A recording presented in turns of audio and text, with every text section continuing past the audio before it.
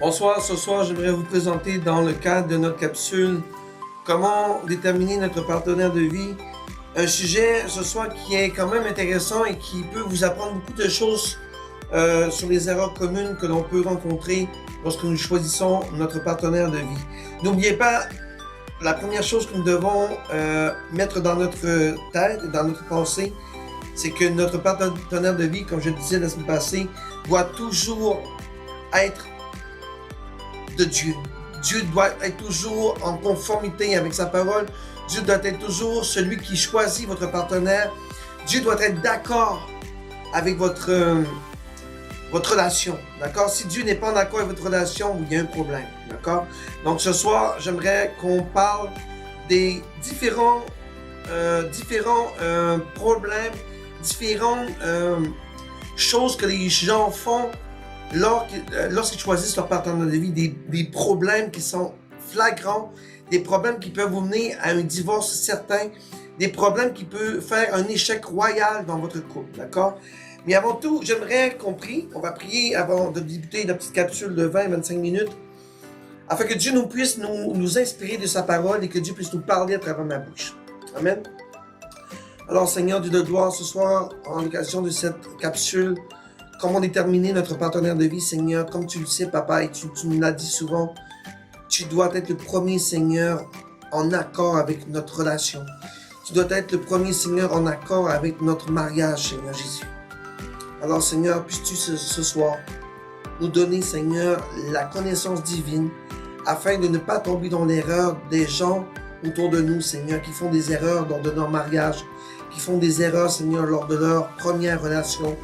Alors, Papa, puisses-tu nous guider à travers ce message ce soir, Seigneur. Puisses-tu, Seigneur, nous donner la parole sur notre bouche afin que nous puissions connaître davantage les erreurs communes, Seigneur, que font les gens qui ne sont pas nécessairement chrétiens, mais afin que nous, Seigneur, comme chrétiens, nous ne tombions pas comme les païens, Seigneur, que nous ne tombions pas comme ceux et celles qui nous entourent autour de nous, qui n'ont pas connu Jésus. Alors nous, Seigneur, en connaissant la parole et en connaissant ta volonté, Seigneur, nous ne ferons pas les mêmes erreurs. Alors, Seigneur, ce soir, prends le contrôle de ma bouche, Saint-Esprit, prends le contrôle total de cette célébration, de cette petite capsule d'information sur comment déterminer notre partenaire de vie, Seigneur. Et ce soir encore, Seigneur, je parle au nom de ton Saint-Nom.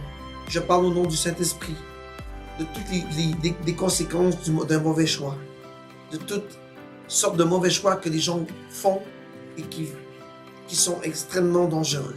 D'accord? Alors, au nom puissant de Jésus-Christ, Seigneur, je te remets cette célébration, je te remets cette capsule, soit ma langue, soit ma bouche, afin d'instruire ceux et celles qui nous écoutent ce soir. Dans le nom puissant de Jésus, j'ai prié. Amen. Alors, bonne soirée, bienvenue encore à TLC Québec, bienvenue dans cette petite capsule bien courte qu'on vous transmet tous les jeudis soirs et pour quelques jeudis, bien sûr. J'aimerais vous parler comment déterminer notre partenaire de vie. Vous savez, on est une église de jeunes adultes, on est une église de jeunes adolescents. Et je crois que c'est important de bien partir dans la vie avec des fondations solides et des fondations qui sont en fait de la parole de Dieu. Donc, la pire erreur qu'on peut faire, c'est aller dans la vie et ne pas connaître la volonté de Christ et la volonté de la parole de Dieu dans nos vies. Alors, quelles sont les erreurs que les gens font lorsqu'ils choisissent un partenaire de vie? Il y en a 15. Et je ne vais pas passer à travers les 15 ce soir, c'est pas possible, ça sera trop long. Mais je vais au moins vous en dire 7 ce soir. 7 ce soir qui vont... Et la semaine prochaine, on fera le restant des 8 autres. Les erreurs communes que les gens font autour de nous et que, comme chrétiens, nous ne devons pas faire également afin de ne pas tomber dans un échec dans notre vie de partenariat ou dans notre vie avec un mariage. Donc, là, vous savez, lorsque l'on vit avec quelqu'un, lorsque on choisit un partenaire de vie, c'est dans le but bien sûr, de se marier avec la personne.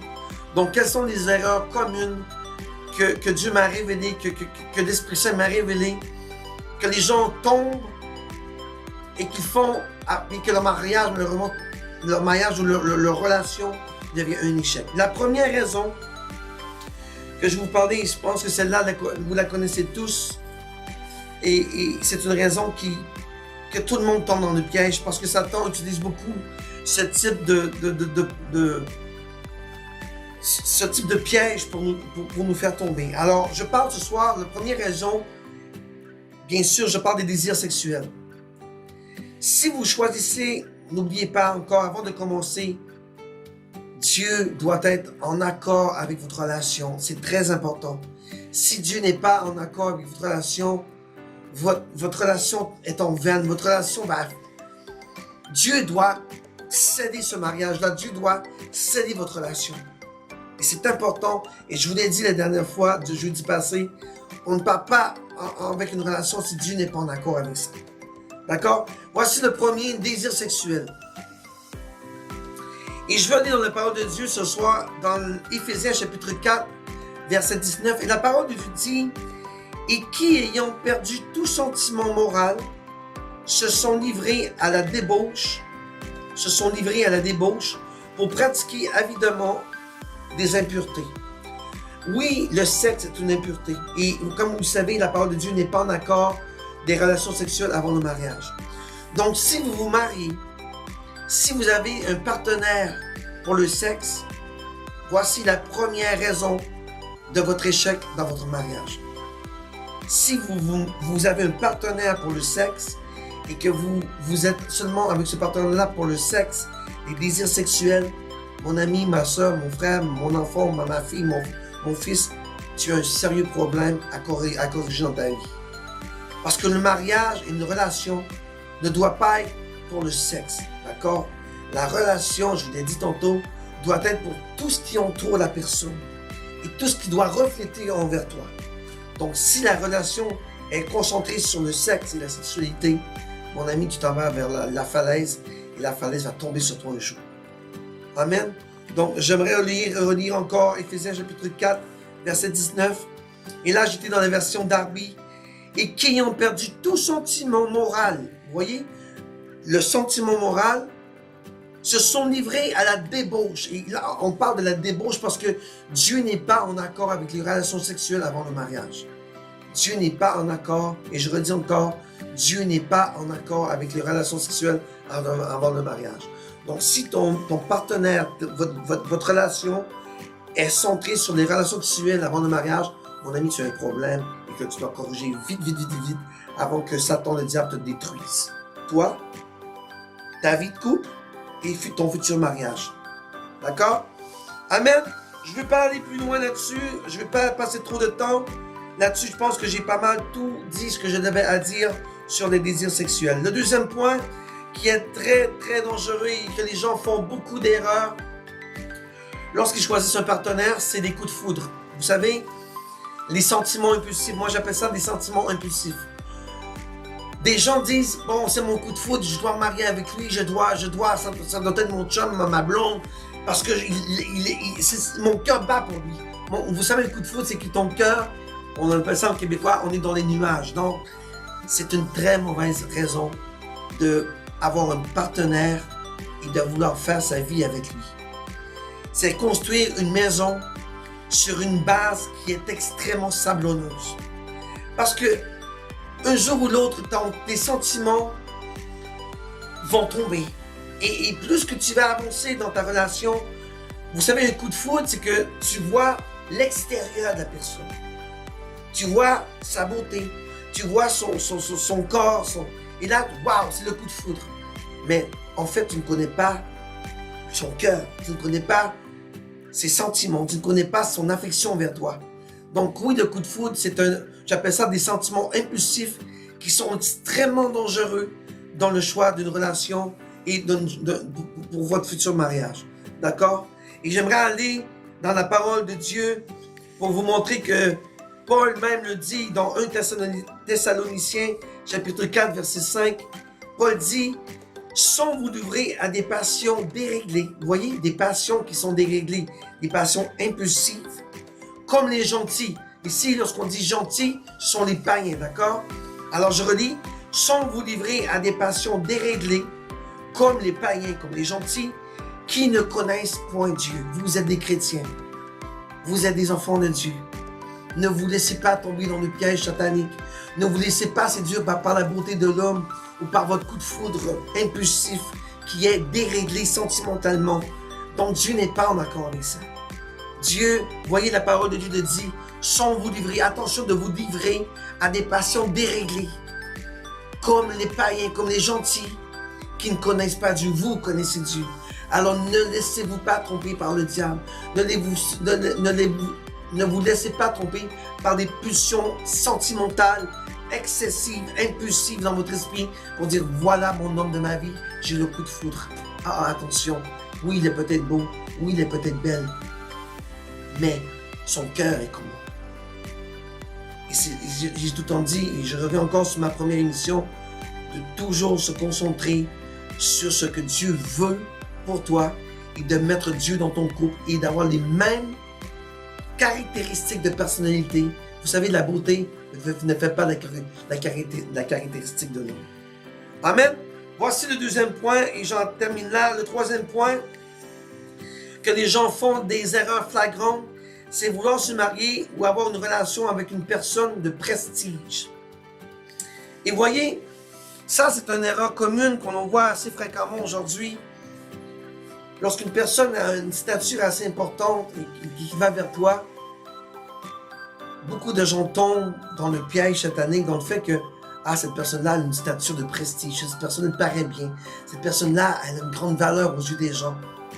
Et si c'est moi qui l'ai, ce gars-là ou cette fille-là, waouh, je serais heureux parce que c'est une personne de valeur, c'est une personne qui paraît bien, c'est une personne de prestige, elle a des beaux attraits, les gens aiment beaucoup la personnalité. Alors voilà, c'est une erreur extrêmement dangereuse. C'est une erreur qui peut te t'emporter dans le gouffre de la falaise de la mort. Alors attention. Et je vous dis dans la parole de Dieu, pour vous montrer encore que Dieu ne prend pas plaisir à ce type de relation. La parole de Dieu dit dans Proverbe chapitre 6, verset 25, « Ne convoite point sa beauté dans ton cœur et ne te laisse pas prendre par ses yeux. » Voyez? La convoitise, l'attrait, la personnalité, ce que cette personne t'apporte physiquement à tes yeux. Attention, c'est dangereux. Et beaucoup de personnes, malheureusement, sont tombées à cause de ça. Ils sont beaux, ils sont fins, ils sont gentils. Il y a un beau travail. Il paraît bien. La parole de Dieu dit, ne convoite point sa beauté dans ton cœur et ne te laisse pas te perdre à ses yeux. Amen.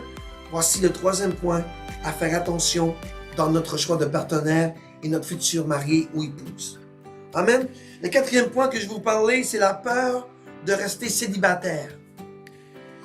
Beaucoup de gens rendus à 24, 25, 26, 27, et même on peut parler même à la trentaine, lorsqu'ils sont encore célibataires, ils commencent à paniquer, comme on dit en québécois. Mais pourquoi tu paniques? Dieu va faire son travail en son temps. Dieu va te donner la personne que tu as besoin en son temps. Et pour revenir encore à mon première émission, est-ce que tu as déjà demandé à Dieu d'avoir ton partenaire? De prendre du temps avec Dieu pour dire, Seigneur, là, regarde mon âge, j'ai besoin d'avoir quelqu'un dans ma vie pour faire une famille. J'ai besoin d'avoir quelqu'un dans ma vie pour bâtir une fondation, une famille, Seigneur.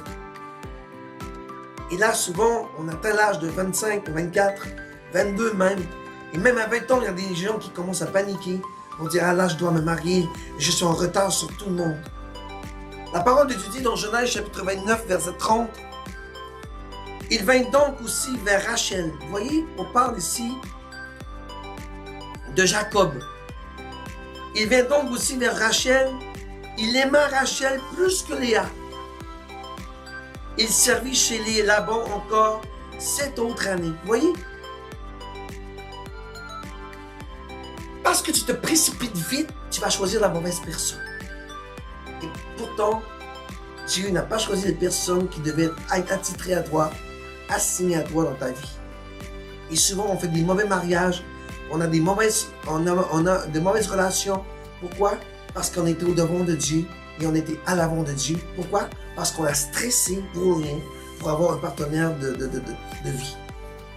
D'accord? Et ici, on le voit dans l'histoire de Jacob, lorsqu'il a choisi Léa, lorsque Léa lui a été assignée par Laban. Mais Jacob n'aimait pas mais seulement Léa, il aimait Rachel. Et s'il aurait attendu là, Jacob, peut-être que cette erreur-là ne se serait pas produite.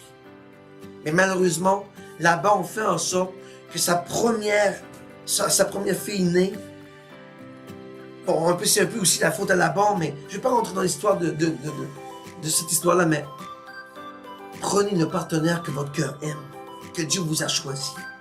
N'allez pas en avant de Dieu, et n'allez pas à la hâte pour vous précipiter parce que vous dites « je suis en retard ». Restez célibataire jusqu'à ce que Dieu vous ait choisi une personne que Dieu aura voulu que tu aies pour sa gloire, afin que tu sois heureux et que tu vives longtemps dans ta famille. Amen. Le 5e point maintenant,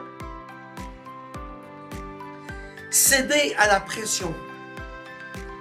La pression sociale. Attention à la pression sociale. Vous voyez, quand je parle de la pression sociale, je parle des gens qui te disent des commentaires qui peuvent te donner une pression dans ta vie sentimentale. Tu vois, tu es peut-être rendu à 22 ans, à 21 ans, à 30 ans, à 40 ans, peu importe l'âge que tu as. Et la pression sociale fait en sorte que il y a des gens qui vont te dire « Mais tu es encore célibataire? Qu'est-ce que tu attends? » C'est un type de pression sociale qu'on n'a pas besoin d'avoir dans nos vies. Tout ce que vous devez dire lorsqu'une personne te dit ça, j'attends celui ou celle que Dieu va me donner dans ma vie, afin que je sois heureux. Alors la pression sociale fait en sorte d'avoir des échecs dans nos couples et de choisir un partenaire qui n'est pas nécessairement celui que Dieu a choisi pour toi. Vous voyez, la pression sociale peut venir des membres de la famille. La pression sociale peut venir de ton église même. Il y a des gens de ton église qui me disent « Mais là, qu'est-ce que tu attends? » J'attends Dieu. Tout ce que tu peux dire à cette personne-là, qu'est-ce que j'attends? J'attends que Dieu me donne la personne qu'il me faut dans ma vie. Voilà ce que tu attends. Alors, laissez l'opinion des autres faire. Laissez l'opinion du public autour de vous faire. Laissez l'opinion de vos amis faire. Laissez l'opinion de tous ceux qui vous entourent de côté et concentrez-vous sur ce que Dieu a un plan pour toi et ce que Dieu a décidé pour toi dans le futur. Je t'ai toujours dit, demande à Dieu, ton partenaire. Dieu va te donner ce que tu as besoin, ce que ton cœur désire. D'accord? Ne pas céder à la pression sociale. Amen. Le 6e point que je veux parler ce soir, et l'avant-dernier, fuir le fait d'avoir été abandonné. Qu'est-ce que je veux dire par là? C'est que si ton père ou ta mère t'abandonne... Attendez, est-ce que j'ai parlé du verset biblique? Non, je vais vous parler du verset biblique sur céder à la pression, d'accord? Je ne vous ai même pas donné le verset biblique pour céder à la pression, avant de passer à fuir d'avoir été abandonné. Le verset biblique de céder à la pression est dans Proverbe chapitre 19, verset 14. Et la parole de Dieu dit, « Une maison et des richesses sont l'héritage venu des pères. Mais une femme prudente, voyez, une femme prudente ou un homme prudent est un don de l'Éternel. » Alors, soyons prudents de ne pas céder à la pression de notre entourage autour de nous. Amen. Allons au 6e point, qui est fuir le fait d'avoir été abandonné. Tu sais, mon enfant, ma fille, mon fils, si ton père ou ta mère t'abandonne dans ta vie, souvent, j'ai déjà vu dans ma vie, dans ma jeunesse, que le père ou la mère avait abandonné leur enfant. Il a mis comme dehors à 18 ans ou 17 ans. On dit, bon, ok, maintenant, tu as 18 ans, tu dois faire ta vie. Et ça, on voit ça souvent chez les Québécois, et au Canada, en tout cas, dans les pays d'Amérique. Je sais que les Africains, c'est plus familial, c'est plus... Mais, ou les Haïtiens, mais au Canada, ici, la minute que tu as l'âge de raison, que tu as l'âge de 18 ans mature, souvent ton père va te laisser tomber. Il va te dire, maintenant, va faire ta vie, va-t'en. D'accord? Et on voit ça couramment chez les Québécois, malheureusement. Si vous êtes délaissé par vos parents, ça ne veut pas dire nécessairement que tu dois aller, pour combler ton vide, aller vers une personne que Dieu ne t'a pas assignée dans ta vie. Tu comprends ce que je veux dire? Et la parole de Dieu dit dans Proverbe, dans Psaume, chapitre 27, verset 10, « Quand mon père et ma mère m'auraient abandonné, l'Éternel me recueillera. » Alors, Si ton père et ta mère t'ont abandonné, l'Éternel, lui, ne t'a pas abandonné. Et l'Éternel choisira ce que tu as besoin dans ta vie, la personne qu'il te faut pour que tu puisses te marier et avoir une famille fondée, une fondation solide. Alors, ne va pas à la course pour trouver quelqu'un pour combler ton vide. Ce vide que ton père ou ta mère t'a laissé lorsqu'ils t'ont abandonné. Ce vide-là, je parle du temps de 18 ans, mais ça peut être lors de ta jeunesse, de ton enfance. Il y a des parents qui ont laissé leur enfant. Pour combler ce vide-là, ne va pas à la course trouver quelqu'un pour combler ton vide, quelqu'un que tu n'aimes pas, même pas dans ton cœur. C'est seulement pour combler le trou, le vide, le sentiment d'abandon. Alors attention, le Dieu des pères est avec toi. Le Seigneur des armées est avec toi. Et lui ne te laissera pas tomber. Dieu est avec toi. Et demande-lui, Seigneur, pour combler ce vide que mon père et ma mère m'ont fait subir, donne-moi la personne qu'il me faut, afin que je sois heureux ou heureuse, et que je puisse fonder ma famille, Seigneur. Non pas comme mon père et ma mère l'ont fait, mais ce que moi j'aimerais racheter le temps, Seigneur. Ce que mon père et ma mère ne m'ont pas donné. Je veux le donner à mes enfants et à mon mariage. Amen. Au nom de Jésus. Et le dernier verset ce soir que je vais faire avant de terminer, c'est une raison qui est catastrophique et c'est une raison que je veux insister là-dessus ce soir. Je ne veux pas passer trop de temps parce qu'on a déjà 20 minutes de fait, mais se marier pour l'argent. Quelle catastrophe vous allez faire? Quelle catastrophe vous allez faire dans votre vie? Se marier avec quelqu'un parce qu'il est riche. Se marier avec quelqu'un parce qu'il a de l'argent. Et beaucoup de gens, malheureusement, tombent dans ce piège satanique. Vous savez, la parole de Dieu dit dans 1 Corinthiens, chapitre 5, verset 10, Paul dit, « Mais je ne voulais évidemment pas dire par là qu'il faut éviter toute relation avec ceux qui sont dans ce monde.